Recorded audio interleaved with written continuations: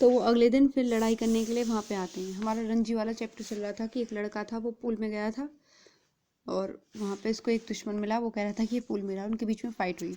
अब एक दिन की फाइट ओवर हो गई, दूसरे दिन की फाइट शुरू होती है उनकी। So the line starts here. Next day The next day was hot as the previous one. Ranji felt weak and lazy, and not at all eager for a fight. His body was stiff and sore after the previous day's encounter, but he could not refuse the challenge. Not to turn up at the pool would be an acknowledgement of defeat. ये शायद हमने paragraph पढ़ा दिया था, उसको हम revise कर रहे हैं, ठीक है। तो ये है कि अगले दिन जो रंजी है वो बिल्कुल भी फाइट करना नहीं चाहता था, उसकी बॉडी बिल्कुल थकी हारी थी प्रीवियस डे के इनकाउंटर, प्रीवियस डे जो उनकी लड़ाई हुई थी। लेकिन फिर वो रिफ्यूज़ भी नहीं कर सकता था क्योंकि वो अपनी डिफीट नहीं मानना चाहता था। Then from the way he felt just then he knew he would be beaten in the another fight, but he could not accuse his own defeat. He must defy his enemy to the last. Without him outwit him, or only then could all time, but to fight and be beaten today, left free to fight to be beaten again. As long as he fought, he had a right to the pool in the forest. बोलता है कि अगले दिन जब वो उससे लड़ाई करने जा रहा था तो उसे ये था कि या तो वो आज हार जाएगा या फिर कल के लिए उनकी जो फाइट है वो ड्रॉ हो जाएगी, और या वो ऐसे ही पिटता रहेगा। लेकिन जब तक वो लड़ाई करेगा तब तक उसका उस पूल पे हक रहेगा। He was half hoping that the warrior would have forgotten the challenge, but these hopes were dashed when he saw his opponent sitting and stripping to the waist. तो वो ये सोच रहा था कि उसका जो अपोनेंट है वो शायद भूल गया होगा, लेकिन उसकी जितनी भी होप्स हैं वो सब टूट गई जब उसने देखा कि वो तो वहीं बैठा है सामने ही अपनी वेस्ट को पकड़े हुए on the rock other side of the pool पे। The warrior was rubbing oil on his body. He saw Ranji beneath the salt tree and called the challenge across the water of the pool. Come over this side and fight, he shouted. तो उसने देखा कि जो warrior है वो अपनी body को रब कर रहा है और वहीं पे साल्ट ट्री के नीचे वो कौन खड़ा है, रंजी खड़ा है। तो उसने उसको चैलेंज थ्रो किया कि भाई इधर आओ, फाइट करते हैं। But Ranji was not going to submit any conditions laid down by his opponent. तो लेकिन वो रंजी को उसका वाला जो वो था चैलेंज एक्सेप्ट नहीं करना था, तो वो बोलता है इसको come this side and fight, he shouted back with equal vigour. तो बोलता है कि वो कहता है इधर आओ, विगर मतलब स्ट्रेंथ, वो भी अपनी पूरी स्ट्रेंथ के साथ बोलता है कि इधर आओ यहाँ लड़ते हैं। तो you can not swim the length of the pool, उसने कहा कि तुम इस पूरे पूल की लेंथ को नहीं स्विम कर सकते, रंजी से कहा उसने। But Ranji could have swim the length of the pool a dozen times without tiring. Here he would show the warrior his superiority. So slipping out of his waist, he dived straight into the water, cutting through it like a knife, surface with hardly a splash. The warrior's mouth hung upon in amazement.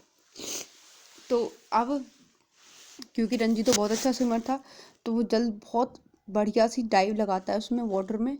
इस तरीके से उसने trading water में अपनी dive लगाई water में कि वो जो उसका वॉरियर था वो एकदम शॉक्ड हो गया कि यार क्या मस्त डाइव थी उसकी, ठीक है। इस तरीके से hung in amazement. You can dive, he exclaimed. वो बोला तुम डाइव कर सकते हो। It is easy said Ranji, treading water waiting for the further challenge, can you dive. No said the other. तो फिर वो बोलता है कि ठीक, वो तो ईजी है, रंजी बोला।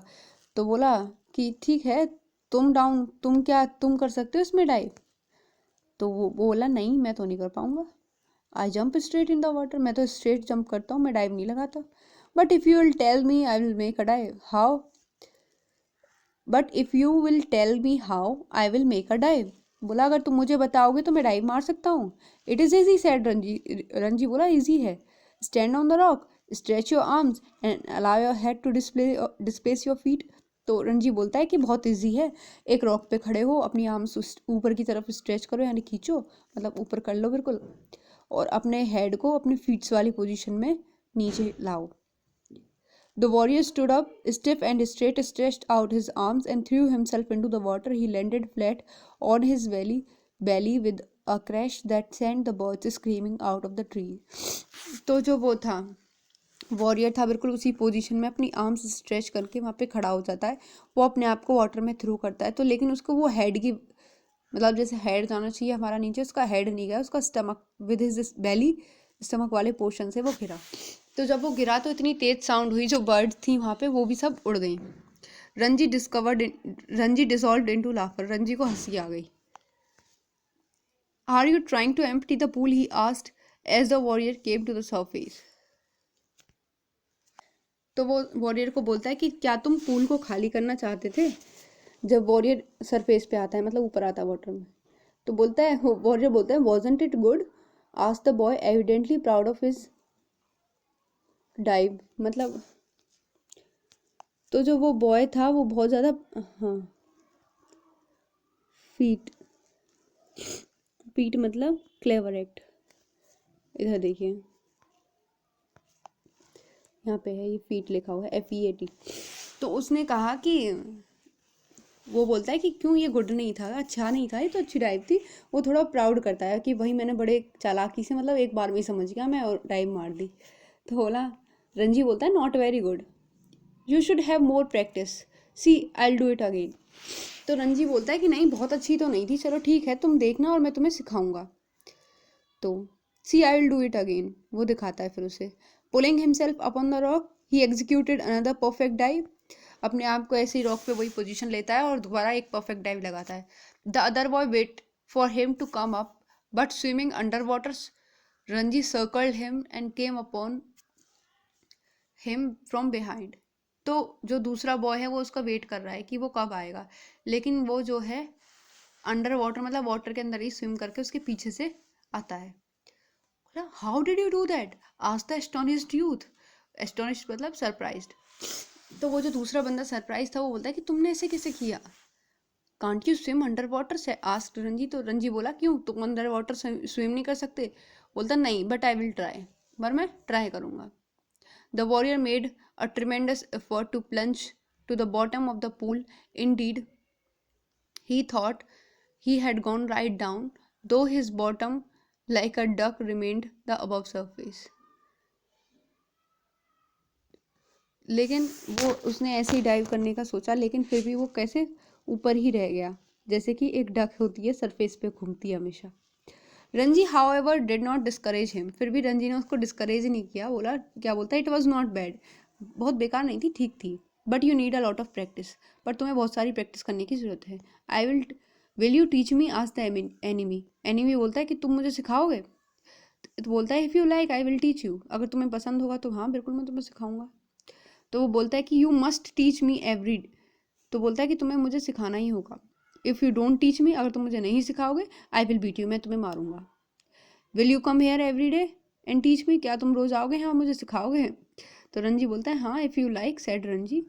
दे had pulled themselves out of the water and were sitting side by side on a smooth grey rock. तो वो दोनों बाहर आ जाते हैं वाटर से और रॉक पे बैठ जाते हैं एक दूसरे के पास में।